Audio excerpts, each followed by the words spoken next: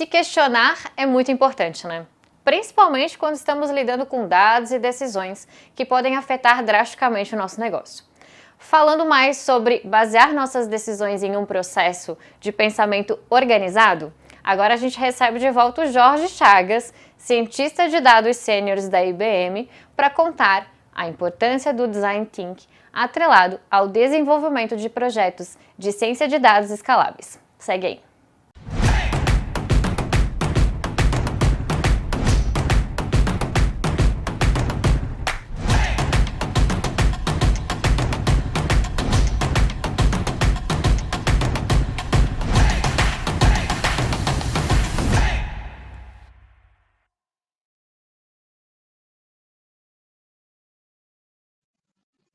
Olá a todos, meu nome é Jorge Chagas, eu sou cientista de dados na IBM no time de Client Engineering em Latin America.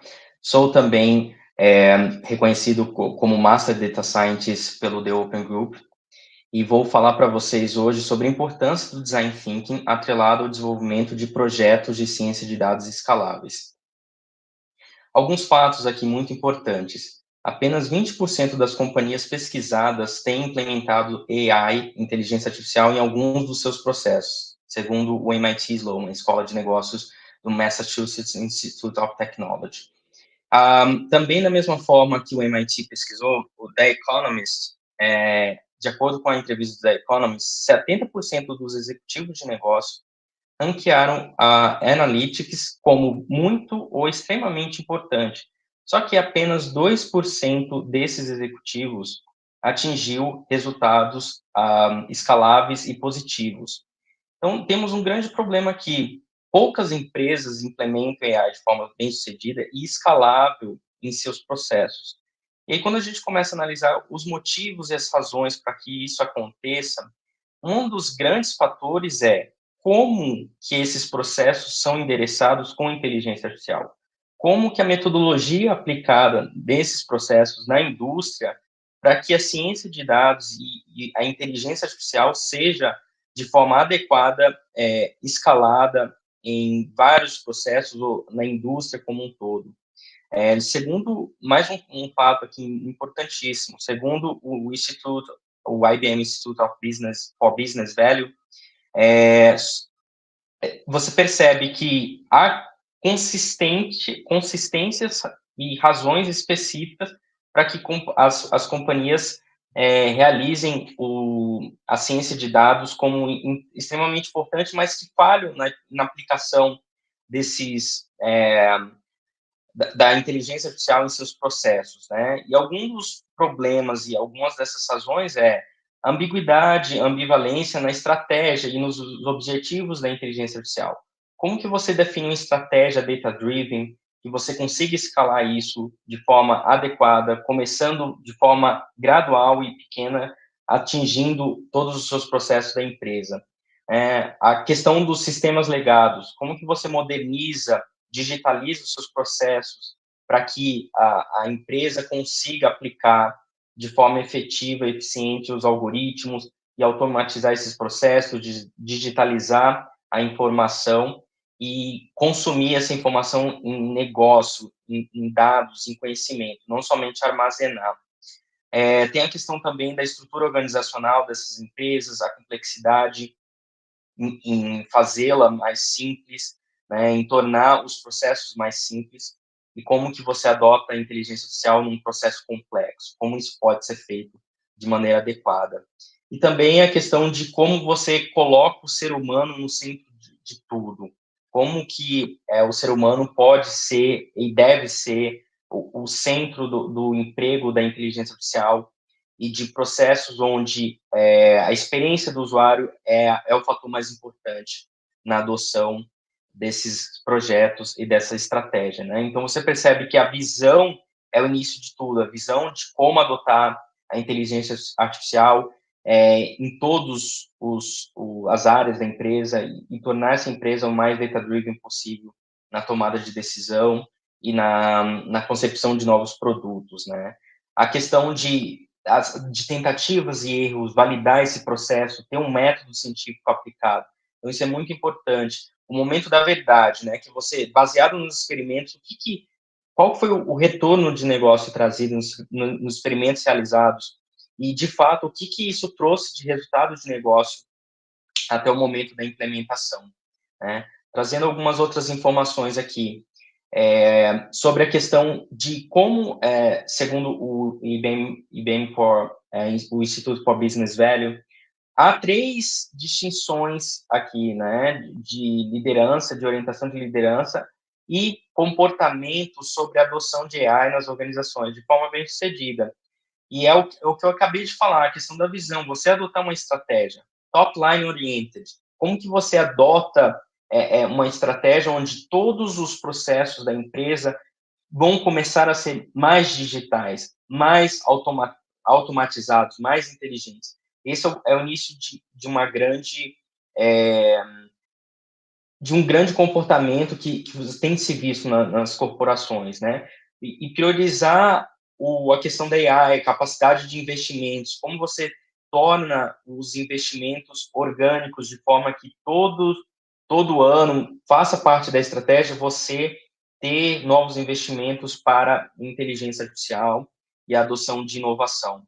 E o mais importante de todos eles, que é o foco dessa apresentação, que é a adoção do ser humano, né, como centro de tudo na adoção de novas de implementações de inteligência artificial e de como a experiência do usuário é crítica para que você possa ter essas validações e tornar os processos eficientes utilizando inteligência artificial.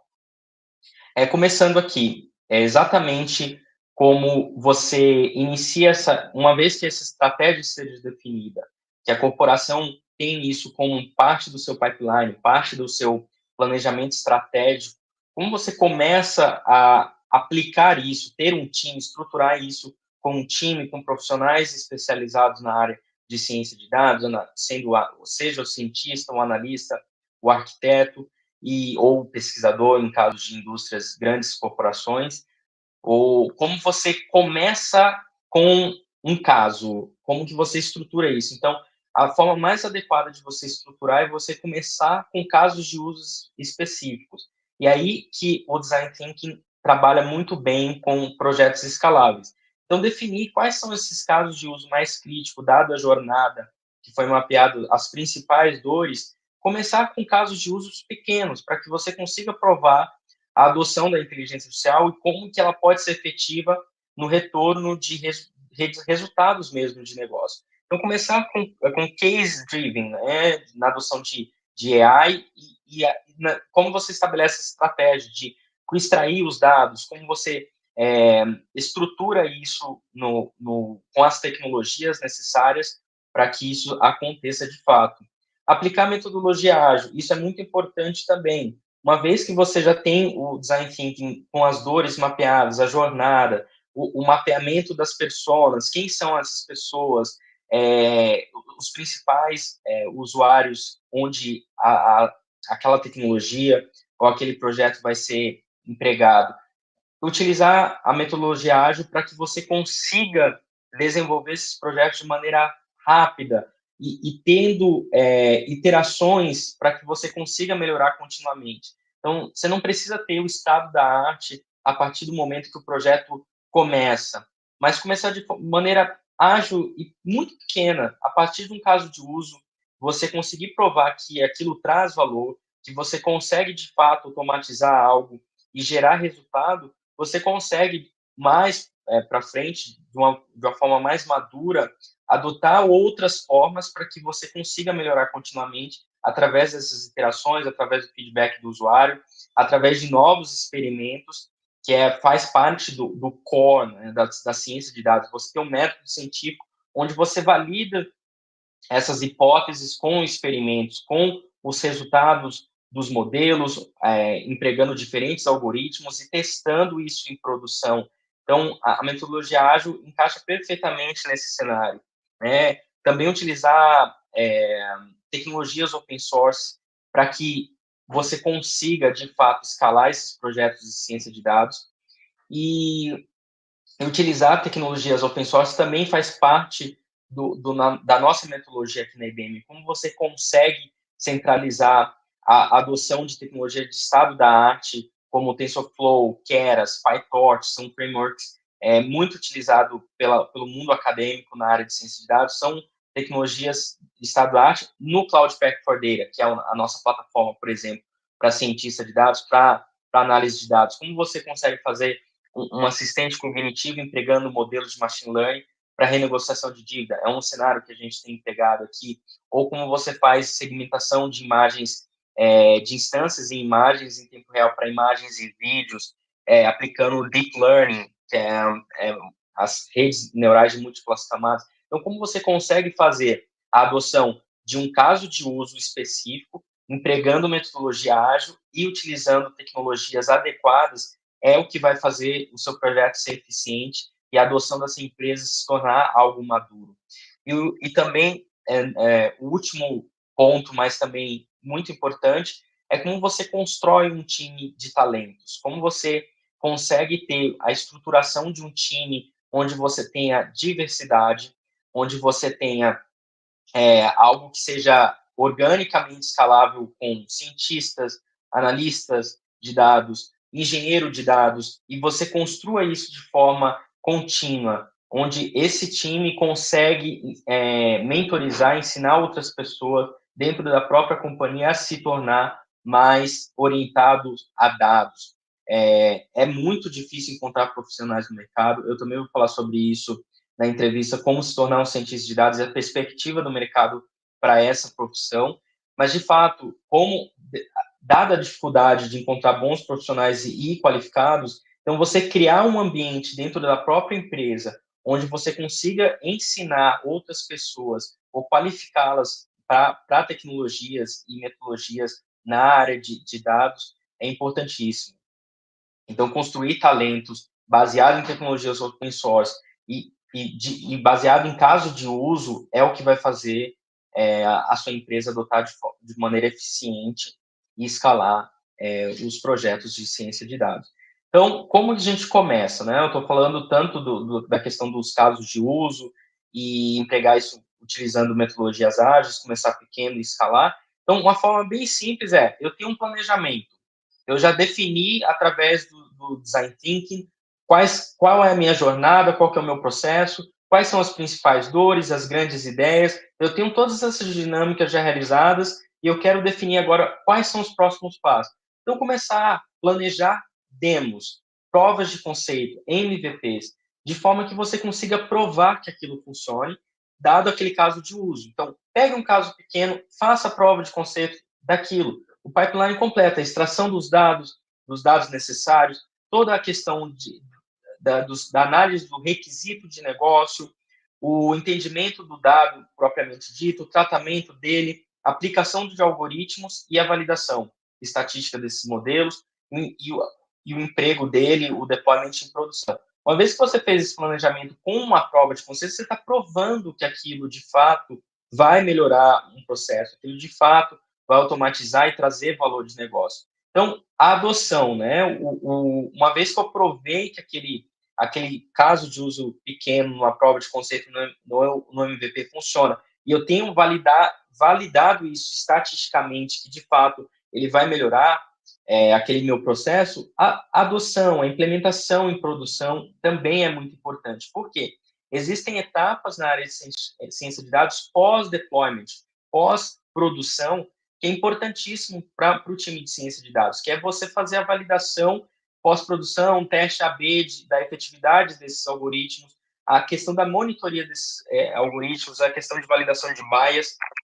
Então, tudo isso é muito importante na adoção de uma estratégia de ciência de dados, né? Então, começar com esse projeto, adotando e escalando isso continuamente, que é a última etapa. Uma vez que eu tenho um MVP, ou algo que eu provei valor de um caso de uso que era uma dor muito importante, uma dor muito grande do time ou de um processo inteiro da empresa, e eu consigo escalar isso para outros processos, para outras áreas da empresa, é o que vai fazer, de fato, você conseguir provar para a linha executiva, por exemplo, que aquilo funciona, e você consegue utilizar isso como os dados dessa monitoria contínua, desses modelos já implementados em projetos anteriores, você pode utilizar isso como exemplo, como guia, como estratégia, inclusive, de dados para decisões futuras de negócio.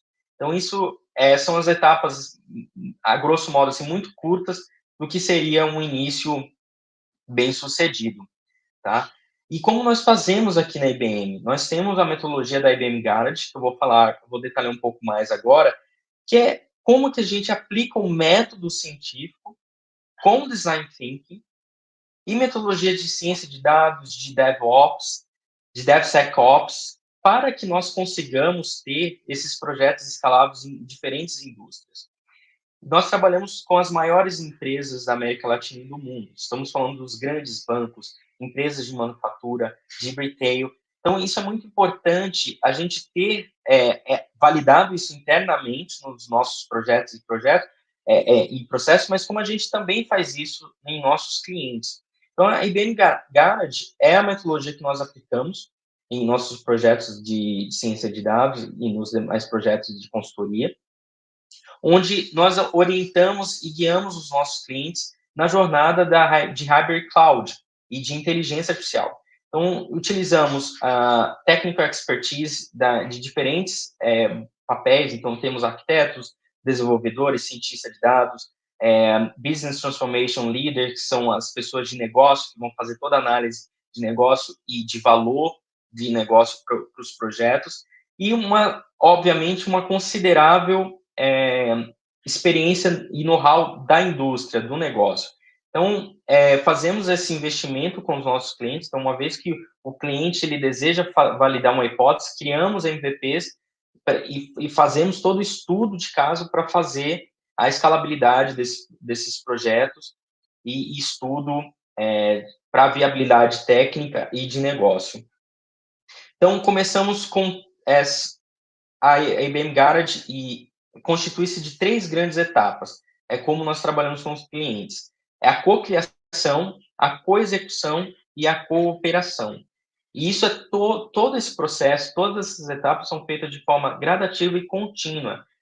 Há iterações múltiplas em todas essas fases com os usuários para que nós consigamos validar de fato que as hipóteses construídas, os requisitos de negócios estão sendo atingidos. É tudo o que eu falei lá atrás, aplicado em uma forma conjunta, numa metodologia que é replicável, independente da indústria, independente do segmento do cliente. Então, a fase de cocriação, basicamente, você tem a grande ideia, o grande sonho, e isso já foi mapeado durante os workshops de Design Thinking. Por isso, a grande importância do Design Thinking, pois o usuário é parte central de tudo, a experiência do usuário, human-centric, lembra que eu mencionei isso nos slides anteriores, é parte da nossa adoção de AI nas indústrias, e é como fazemos também internamente na IBM. Então, a fase de cocriação, basicamente, eu tenho definido a jornada do usuário, mapeei quais são as principais dores, os riscos também são mapeados, e quais são o scoping do que a gente vai começar a trabalhar, quais são as principais dores que fazem parte da hipótese principal que o cliente quer validar através de um MVP. Então, nessa fase da cocriação, nós co-criamos o MVP com o cliente. Então, não é basicamente um serviço consultivo onde o cliente fornece os dados e fazemos por conta. Não, o cliente é parte desse processo, ele trabalha continuamente na construção desse MVP, na validação de todas as hipóteses. E aqui já começa a parte central da ciência de dados, que eu tenho um entendimento do negócio, eu já fiz o workshop de Design Thinking, eu tenho a jornada mapeada, como que eu começo a trabalhar no mapeamento, no entendimento dos dados? E a partir desse entendimento do dado, o que eu consigo construir e validar na minha análise exploratória do que esse dado está me fornecendo, se de fato eu consigo responder algumas questões trazidas durante o workshop ou não. Eu vou precisar de mais informações, eu preciso criar essas informações para que eu consiga partir para as fases subsequentes da metodologia. A fase de coexecução uma vez que eu já tenho definido o MVP, eu já tenho construído, né, essa fase de olha, eu já tenho validado todas as minhas hipóteses, como que eu construo isso no ambiente do cliente, né? E aí eu também, além das metodologias que eu vou falar mais à frente de ciência de dados, aplicamos também DevOps e outras metodologias de negócio para que a gente construa em conjunto com o cliente e valide isso no ambiente dele, o MVP que foi validado lá atrás como ideia principal e desenvolvido. E a fase de cooperação eu já tenho todo o desenvolvimento do MVP ou dos MVPs validados, eu tenho toda a definição e os resultados do que foram obtidos, e essa validação faz parte do entendimento do negócio, então eu volto novamente aos requisitos de negócio para ver se faz sentido mesmo tudo que foi construído, se endereça ao que estava sendo parte do objetivo de negócio.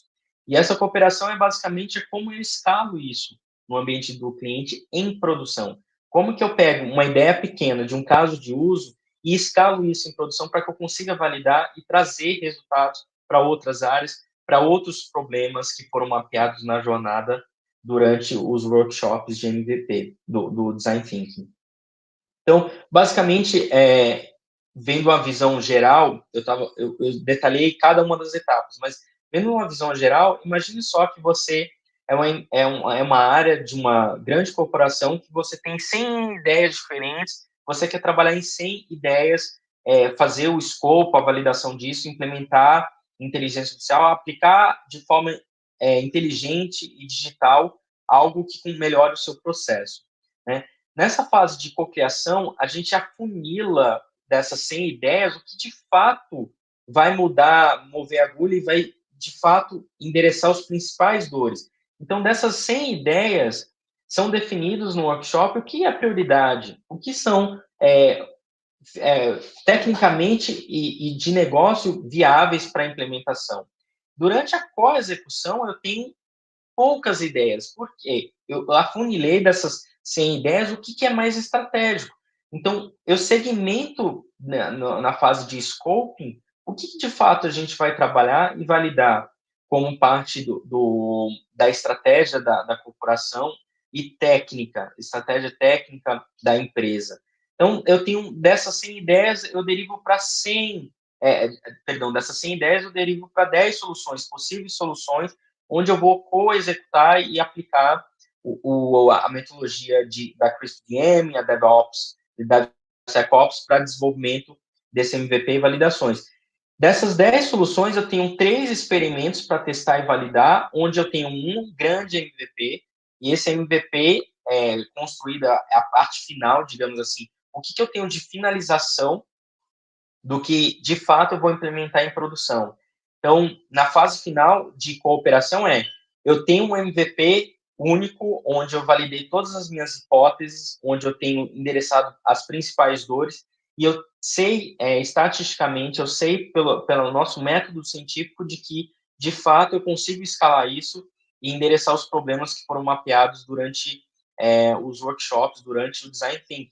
Então, é a hora que eu escalo isso e faço toda a validação de marketing mesmo, de negócio, para que eu consiga endereçar isso para problemas subsequentes. Então, falando um pouco mais da nossa jornada, basicamente, a parte de frame workshop é a definição da qualificação daquele projeto.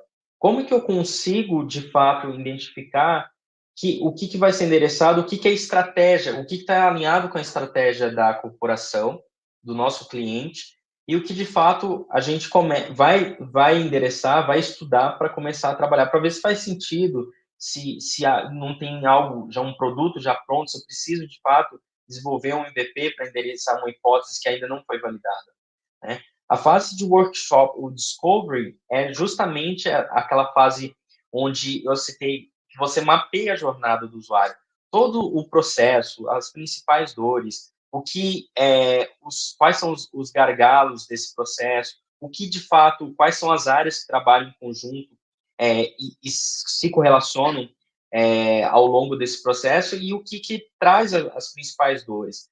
O solutioning é a fase onde eu já tenho os especialistas e eu construo também, ainda no Design Thinking, através do Design Thinking, eu construo algumas alguns desenhos de solução, né? Eu tenho o arquiteto, por exemplo, de solução, trabalhando com um cientista de dados e com desenvolvedores para arquitetar o que seria uma possível solução técnica. Se eu vou se eu vou utilizar IBM Cloud, se eu vou utilizar o Cloud Pak for Data, que produto, que processo que eu vou utilizar, que eu vou integrar para que eu faça aquela solução parar de pé, dado o que foi mapeado na sessão de discovery.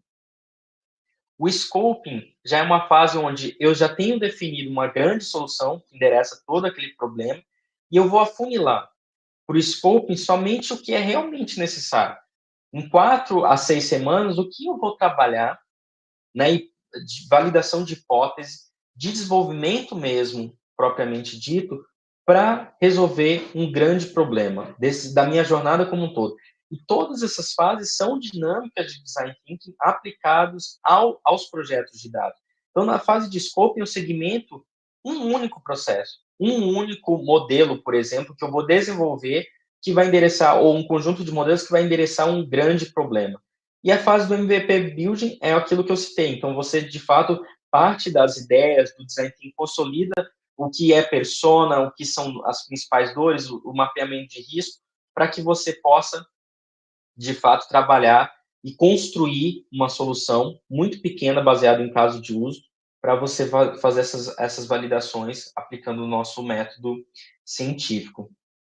Então, basicamente, nessa nossa jornada de Client Engineering, que é o time que eu atuo na IBM, nós temos esse entendimento da estratégia dos negócios na fase do framing, que é, eu não conheço a empresa, imagina que um banco novo venha trabalhar conosco. Então, eu preciso saber entender quais são as estratégias de negócio, qual que é o alinhamento técnico que eu tenho do time de CIO, por exemplo, e como que a gente consegue mapear uma jornada que ele vai escalar isso lá na frente, né? Alinhado às visões e os possíveis outcomes de negócio. Confirmação dos executivos, ter um sponsor e os principais stakeholders trabalhando em conjunto conosco. Então, a partir do momento que eu tenho essa definição, eu começo a trabalhar nos principais drivers, né? Nos targets o que é o contexto e para o que eu vou trabalhar.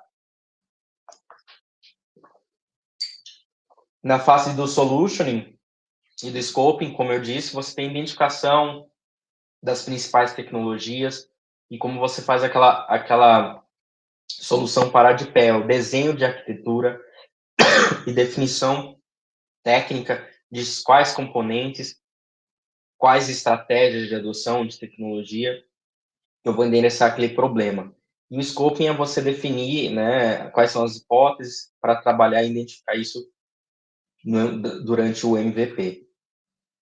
Então, detalhando aqui um pouco dos outcomes, né, de cada uma dessas fases, o build out a partir do 6º mês em diante, eu escalo isso, né, dando um resumo breve para vocês.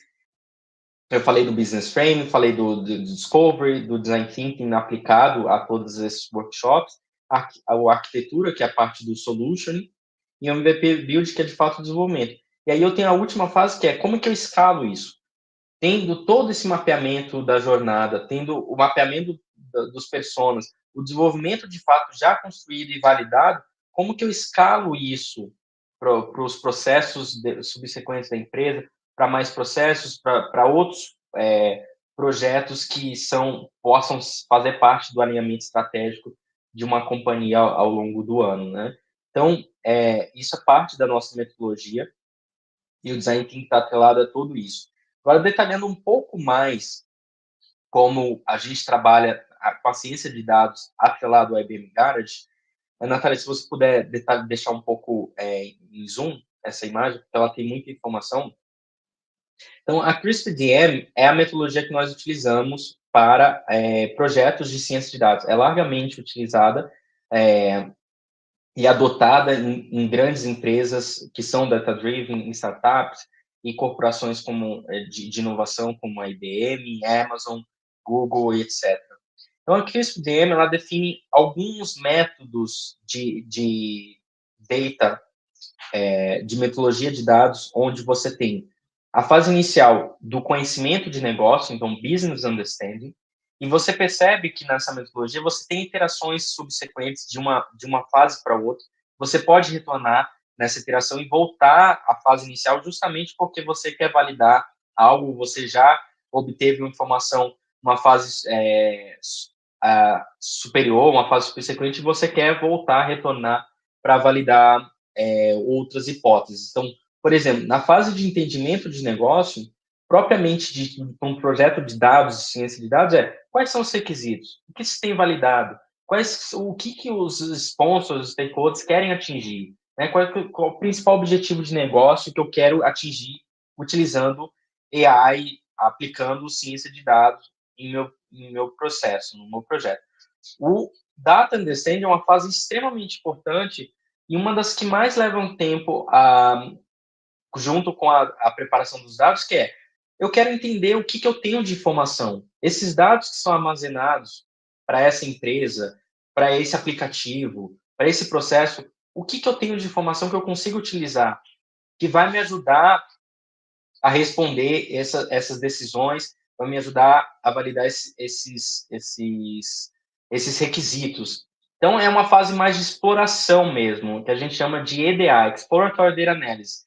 É onde você vai gerar visualizações, exploração desse dado, atrelar, consumir diversas fontes, para que você consiga obter essas informações e saber qual norte você vai utilizar, qual tipo de informação, qual tipo de dado que você tem propriamente dito para você trabalhar.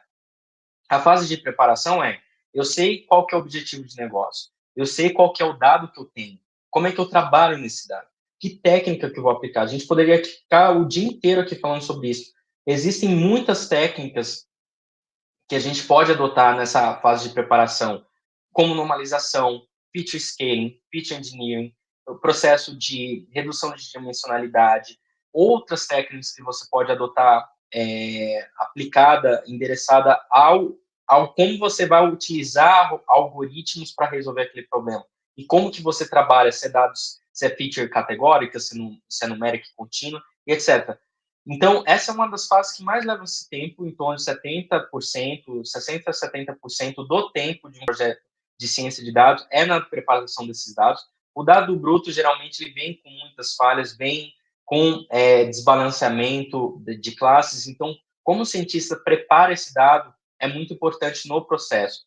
E aí, após essa preparação, e, novamente, ela é iterativa, então, eu posso voltar na fase de entendimento de negócio ou na fase de entendimento do dado, olha, eu preciso gerar um novo dado, preciso fazer uma feature engineering nova, gerar um novo cálculo a partir dessa informação que eu tenho. Ou não, eu preciso consultar uma nova informação, um novo data source, porque eu não tenho essa informação em nenhum lugar. Eu preciso construir isso, validar isso, importar de alguma forma.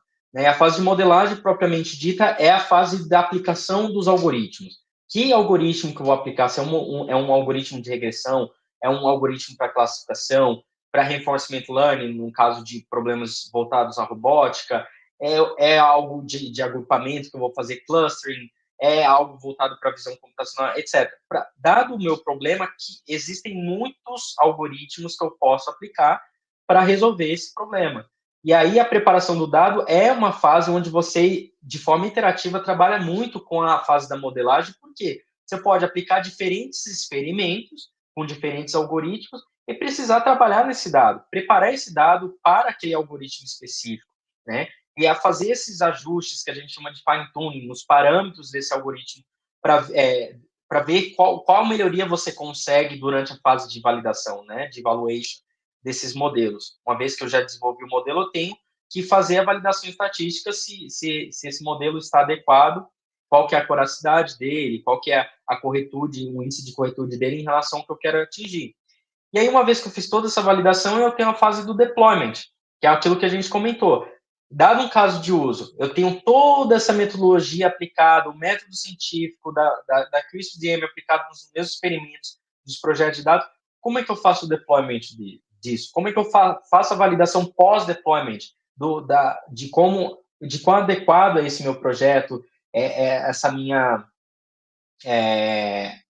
esse meu experimento, essa construção do MVP que eu desenvolvi em relação ao que eu quero atingir. E aqui a CRISPR-DM, ela é muito empregada nos nossos projetos de dados, ela é totalmente aplicada nos nossos projetos de dados, só que do lado direito da imagem você vê em detalhe como ela é utilizada na IBM Guard. Então, aqui eu tenho todos os processos das 3 grandes fases que eu citei, né? Qual criação, qual execução e qual operação. Então, a fase inicial de entendimento de negócio, ela está aqui, ó, no Guard Loop, aqui inicialmente, que é como que eu faço a condução da pesquisa, né? O outcome de business case, como é que eu faço a validação técnica do protótipo. Então, toda essa fase dos workshops que nós citamos, da jornada, ela faz parte do entendimento de negócio. E ela está aqui.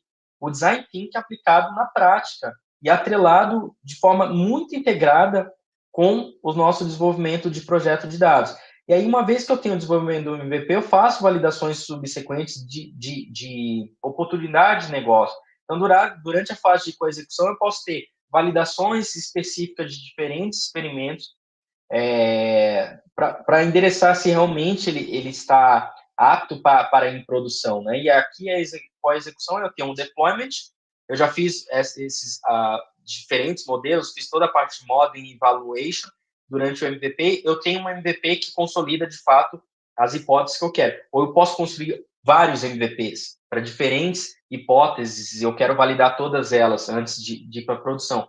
Durante a fase de produção, que é a cooperação que eu citei, você pode ter outros deployments e evaluation, porque eu posso ter durante a fase de deployment, evaluation de métricas como drift, questão de bias, como que o meu modelo ele está em produção com dados novos, ele consegue generalizar para exemplos novos em produção e assim por diante. Tá?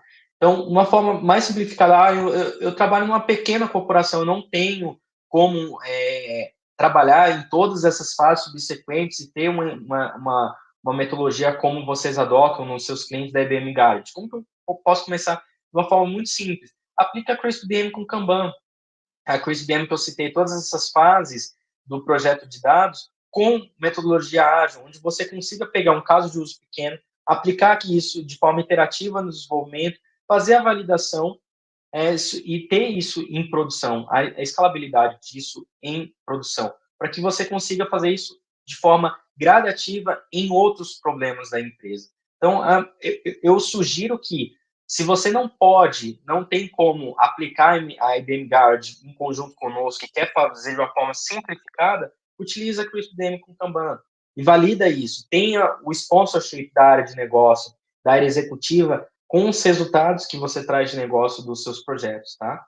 Então, na IBM, no Client Engineering, trabalhamos com o Product Owner do cliente e com o time técnico, também temos o time técnico do cliente como arquiteto de solução nosso e do cliente. Então, você vê o lado IBM e o cliente, como trabalhamos em conjunto, então temos esse pair do nosso lado e do lado do cliente, do time técnico. Então, tem um arquiteto de solução, designers, cientista de dados, SMEs, Cloud Engineers e o Business Transformation Consultant, que agora nós chamamos de Business Transformation Leader.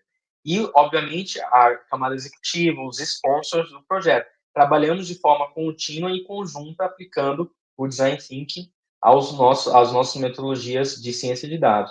Então, aqui é o que cada um faz, basicamente, o papel e responsabilidade de cada um. Então, a forma prática resumida da ciência de dados combinada com design thinking é isso.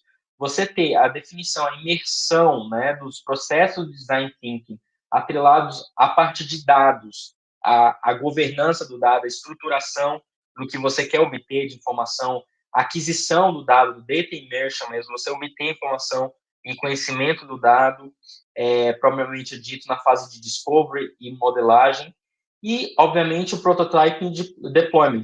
Uma vez que você tem a ideação do que você quer construir, as grandes ideias, como que você faz isso, de fato, ser escalado continuamente em diferentes casos de uso, adotando as boas práticas de ciência de dados e de design thinking, tá? Aqui é um exemplo de um projeto que a gente trabalhou internamente, então era um projeto de detecção de anomalia. Anomalia, basicamente, é uma observação que desvia da normalidade. E padrão é uma classificação de dados, basicamente, onde conhecimento estatístico e informacional representa algo. Né? Então, quando eu falo de um projeto de detecção de anomalia, o que está desviando da normalidade? O que é anormal de um padrão identificado por algoritmo? Então, eu vou passar bem rápido. Era um projeto para detecção de anomalia em aplicações e servidores internos. Então, percebe que nós não começamos com todos os servidores e aplicações da MM, que são muitas. Começamos de forma muito pequena, com 3 aplicações críticas e 62 servidores que hospedavam essas aplicações, entre VMware, máquinas virtuais e servidores físicos.